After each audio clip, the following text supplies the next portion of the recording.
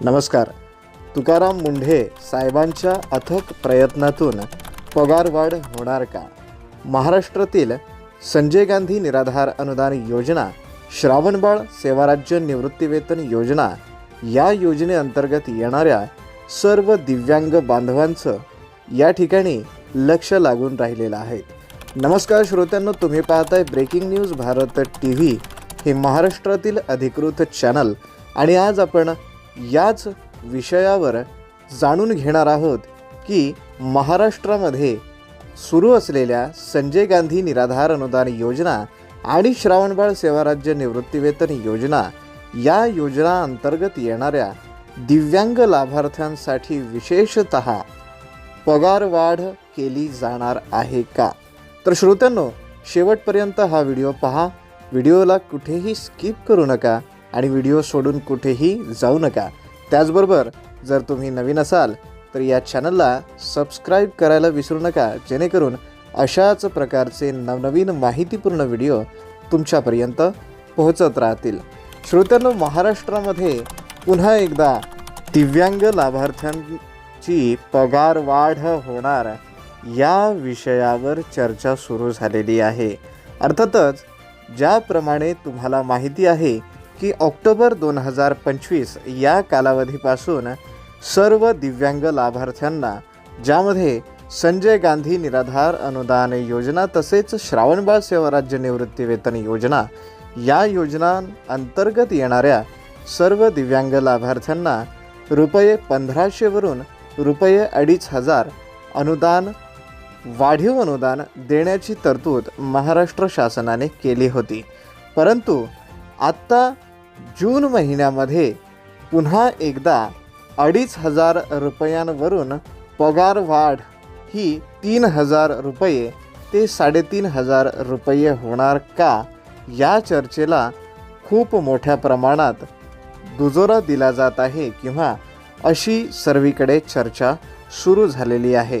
तर श्रोत्यांनो, अनेक ठिकाणी तुम्हाला माहिती असेल की बच्चूभाऊ कडू यांची जी प्रहार संघटना आहे ती निरनिराळ्या ठिकाणी महाराष्ट्रात आंदोलने करत असते आणि त्याचाच प्रभाव म्हणून या ठिकाणी महाराष्ट्र शासनाने ऑक्टोबर 2025 या दरम्यानच्या काळामध्ये सर्वांना ₹2500 मानधन किंवा वाढीव मानधन करून देण्याची तरतूद केली होती. त्याचबरोबर काही दिवसांपूर्वी श्रीमान तुकाराम साहेब मुंढे हे महाराष्ट्रातील दिव्यांग मंत्रालयाचे आयुक्त असताना त्यांनी दिव्यांग सहायता पोर्टल या वेबसाईटची सुरुवात केली होती आणि तिथे प्रत्येक दिव्यांगाला आपली नोंदणी करवून घेणं हे अत्यंत गरजेचं होतं. ज्यामध्ये एक पर्याय अशा पद्धतीचा होता की तुम्हाला त्या ठिकाणी तुमचा पॅन कार्ड नंबर भरणं अपेक्षित होतं. मित्रांनो, तुम्हाला माहिती असेल पॅन कार्ड हे वित्तीय सर्व्हिसेस किंवा वित्तीय सेवा ज्या आहेत त्याच्याशी संबंधित असतं आणि त्यामुळे पॅन कार्ड नंबर जर तुम्ही तिथे प्रविष्ट केला तर वार्षिक उत्पन्न, मासिक उत्पन्न आणि या सर्व गोष्टींची माहिती शासनापर्यंत पोहोचत असते.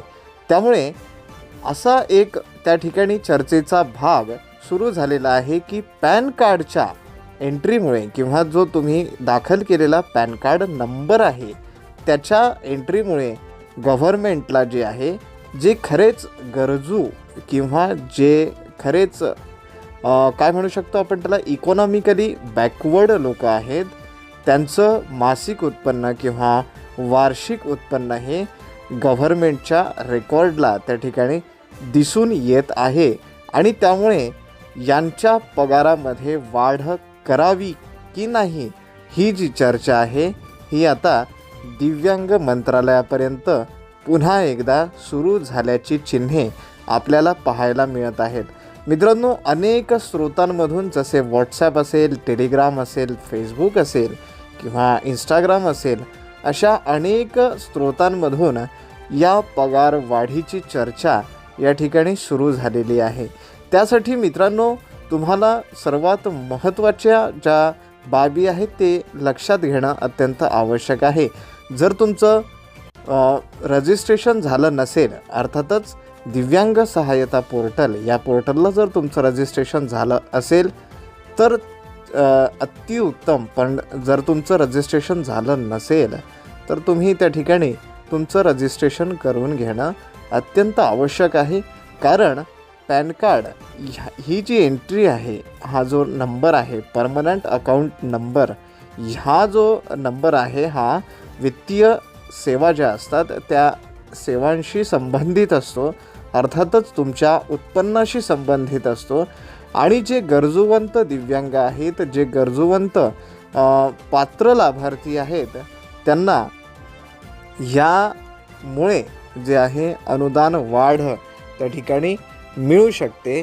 त्यामुळे सर्वांना जी आहे विनंती आहे की तुम्ही तुमचं पोर्टलवरती रजिस्ट्रेशन करून घेणं अत्यंत आवश्यक आहे. त्याचबरोबर दुसरी गोष्ट मित्रांनो, त्या ठिकाणी बेनिफिशरी सत्यापन ॲप जे आहे ते तुमच्या प्रत्येकाच्या मोबाईलमध्ये, अर्थातच जे लोक संजय गांधी निराधार अनुदान योजना आणि श्रावणबाळ सेवा राज्य निवृत्ती वेतन योजना या योजनांचे लाभार्थी आहात, त्या सर्वांच्या मोबाईलमध्ये असणं अत्यंत आवश्यक आहे. त्याचबरोबर त्या ठिकाणी त्या बेनिफिशरी सत्यापन ॲपमध्ये तुम्ही गेल्यानंतर त्या ठिकाणी तुम्हाला सर्वात आधी तुम्ही कोणत्या राज्यातून या सेवेचा लाभ घेत आहात, महाराष्ट्र, गुजरात, गोवा असे तुम्हाला पर्याय दिसतील. त्यापैकी तुम्हाला महाराष्ट्र हा पर्याय निवडून त्या ठिकाणी तुमचं सत्यापन करून घेणं अत्यंत आवश्यक आहे. त्यासाठी दुसरं एक ॲप देखील आहे जे त्याची देखील तुम्हाला गरज पडणार आहे, जे आधार फेस RD या नावाने प्ले स्टोअरवर उपलब्ध आहेत. श्रोत्यांनो, हे दोन्ही ॲप्लिकेशन्स तुमच्या मोबाईलमध्ये तुम्ही इन्स्टॉल करून घेणं आवश्यक आहे. त्याचबरोबर त्या ठिकाणी तुम्हाला बेनिफिशरी सत्यापन ॲपमध्ये गेल्यानंतर तुमचं राज्य निवडल्यानंतर तुमचा आधार क्रमांक आणि आधारला लिंक असलेला तुमचा मोबाईल क्रमांक त्या ठिकाणी प्रविष्ट करायचा आहे. हे तुम्ही लक्षात घ्या की तुमच्या आधारला तुमचा मोबाईल क्रमांक लिंक असणं अत्यंत गरजेचं आहे. कारण जो वन टाईम पासवर्ड किंवा OTP जनरेट होणार आहे तो जो OTP आहे तो आधारला लिंक असलेल्या, तुमच्या आधार कार्डला लिंक असलेल्या मोबाईल क्रमांकावरती जाणार आहे. त्यामुळे तुम्हाला ते करणं अत्यंत आवश्यक आहे.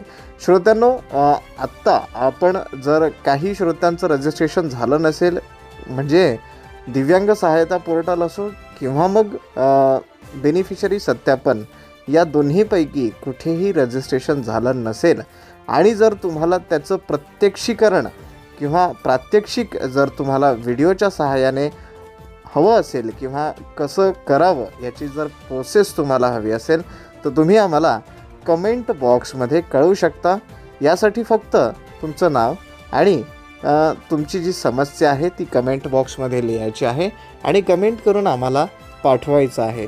जर श्रोत्यांनो जास्तीत जास्त कमेंट्स आम्हाला प्राप्त झाल्या तर नक्कीच पुढचा व्हिडिओ हा आम्ही त्या ठिकाणी बेनिफिशरी सत्यापन ॲप किंवा दिव्यांग सहायता पोर्टलवर कसं रजिस्ट्रेशन करावं या माहितीचा बनवणार आहोत. तर श्रोत्यांनो, अशा प्रकारे ही होती आजची माहिती. पगार वाढीबद्दल तुम्हाला काय वाटतं आणि किती रुपये पगार वाढ व्हावी, तुम्ही किती रुपयांपर्यंत अपेक्षा करता, याविषयी जर तुम्हाला तुमच्या मनातील भावना कळवायच्या असतील तर त्या देखील तुम्ही आम्हाला कमेंट बॉक्सच्या सहाय्याने कळवू शकता. त्या ठिकाणी तुमचं नाव, तुमच्या गावाचं नाव, तालुक्याचं, जिल्ह्याचं नाव आणि तुम्ही लाभ घेत असलेल्या योजनेच्या नावासह तुमचा संदेश आमच्यापर्यंत पोहोचवू शकता. तर श्रोत्यांनो, हा होता आजचा आपला व्हिडिओ कसा वाटला तुम्ही आम्हाला कळवायला विसरू नका. आता आपण रजा घेतोय. भेटूया पुन्हा एका नवीन माहितीपूर्ण व्हिडिओसह. तेव्हापर्यंत धन्यवाद. नमस्कार.